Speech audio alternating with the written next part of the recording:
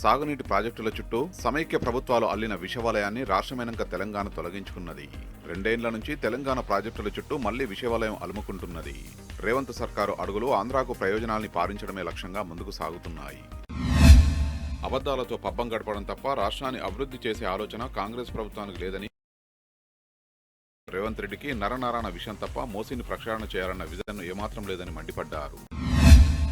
రేవంత్ రెడ్డి తెలంగాణ జలద్రోహానికి నేడు కేంద్ర ప్రభుత్వం ప్రకటించిన కమిటీలే నిదర్శనమని హరీష్ రావు మండిపడ్డారు.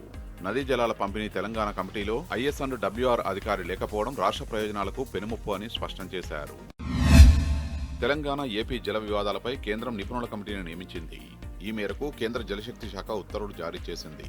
ఏపీ అంతర్రాష్ట్ర జల విభాగం అధికారికి కమిటీలో చోటు దక్కింది. కానీ తెలంగాణకు అవకాశం ఇవ్వకపోవడంపై అనుమానాలు వ్యక్తమవుతున్నాయి.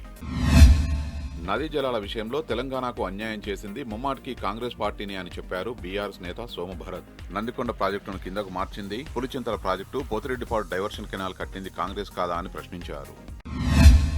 గ్రేటర్ హైదరాబాద్ లో శివారు కార్పొరేషన్లు, మున్సిపాలిటీల విలీనంపై తీవ్ర అభ్యంతరం వ్యక్తం చేశారు ఎమ్మెల్సీ దాసోజు శ్రవణ్.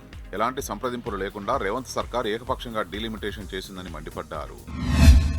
సీఎం సొంత ఇలాకాలో పేద విద్యార్థులను చదువుకు దూరం చేసే కుట్ర జరుగుతోంది. ప్రైవేటు భవనాల నుండి తరలింపు పేరుతో స్కూల్స్ ను మూసివేసే ఎత్తుగడ జరుగుతోంది.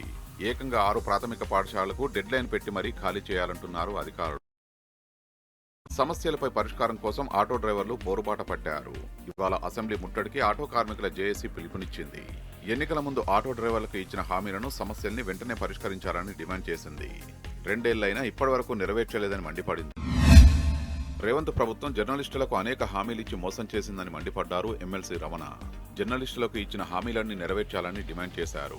100 కోట్ల రూపాయల హామీని వెంటనే నిలబెట్టుకోవాలన్నారు. అక్రిడేషన్లను కుదించే చర్యలు సరికావని తేల్చి చెప్పారు. ఖమ్మం జిల్లాలో పెను ప్రమాదం తప్పింది. పెనుబల్లి మండలం గణేష్పాడు దగ్గర కాల్వలో స్కూల్ బస్ బోల్తా పడింది. యాక్సిడెంట్ సమయంలో బస్సులో 107 మంది విద్యార్థులున్నారు. స్టూడెంట్స్ పరిమితికి మించి ఉండడం వల్లే బస్సు అదుపు తప్పి కాల్వలో పడిందని సమాచారం.